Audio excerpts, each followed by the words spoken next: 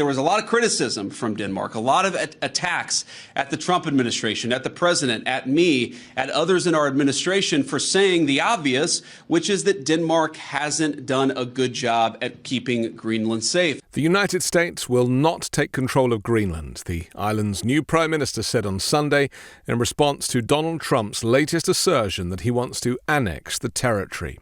President Trump says that the United States will get Greenland. Prime Minister Jens Frederik Nielsen, who was sworn in on Friday, said on social media, "Let me be clear, the United States will not get it. We do not belong to anyone else. We decide our own future."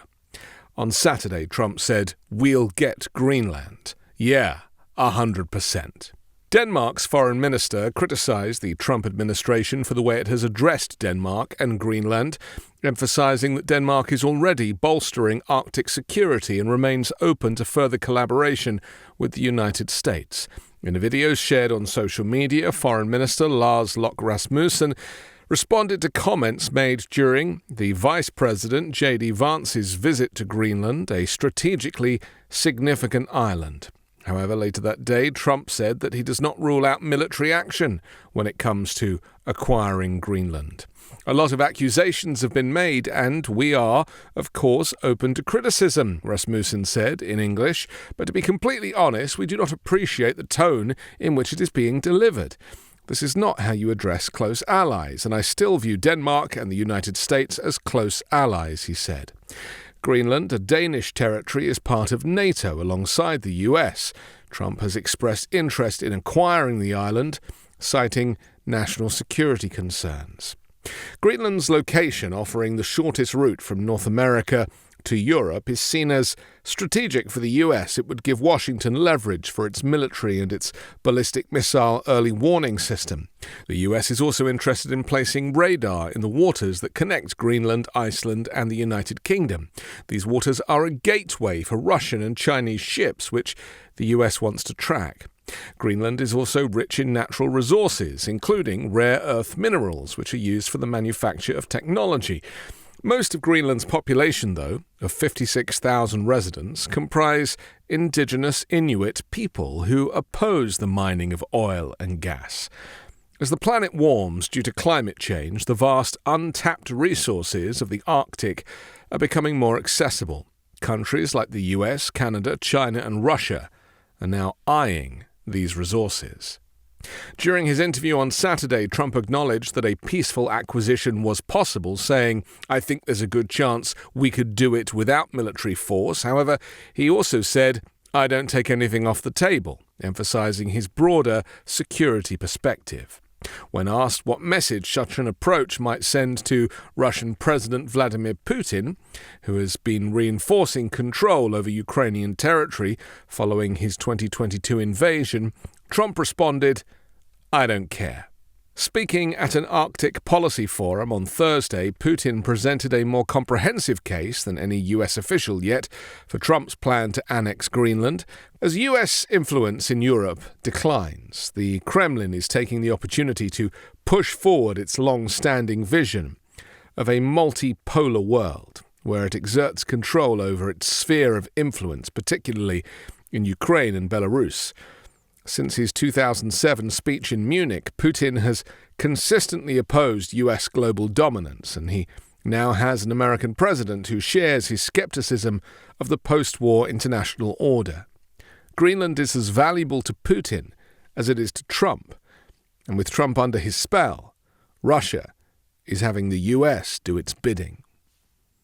Putin's argument that nations should focus on their own affairs aligns with Trump's transactional approach to global politics. Both leaders are deeply distrustful of international institutions and alliances established after World War II. This skepticism extends to organizations such as the United Nations and the International Criminal Court, as well as economic unions like the EU, which Trump recently claimed was formed in order to screw the United States.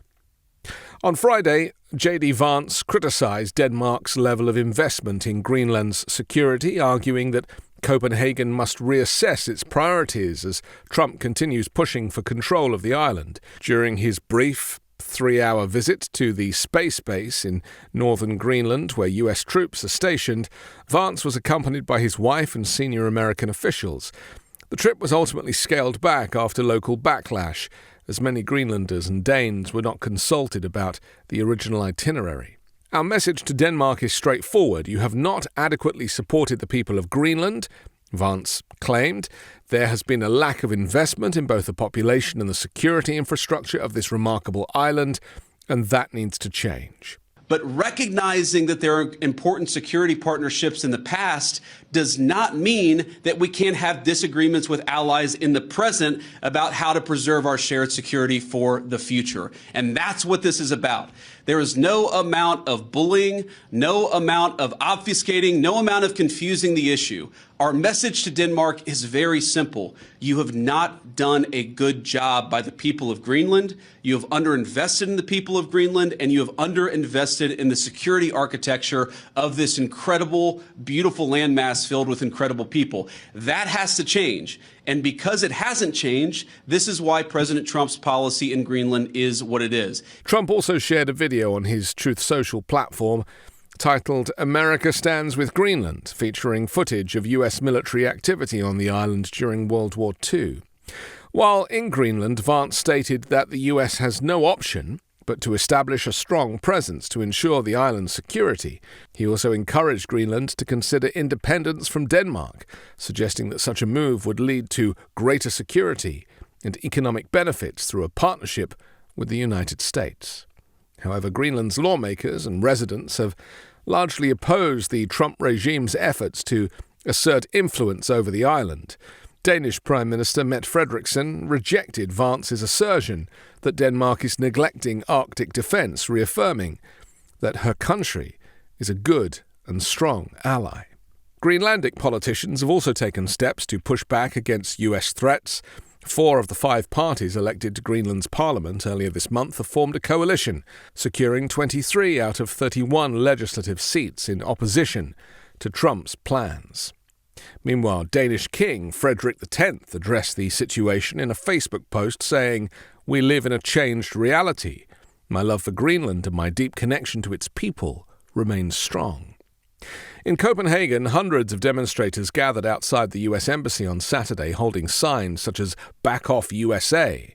America's military presence in Greenland once included thousands of soldiers across 17 bases and installations.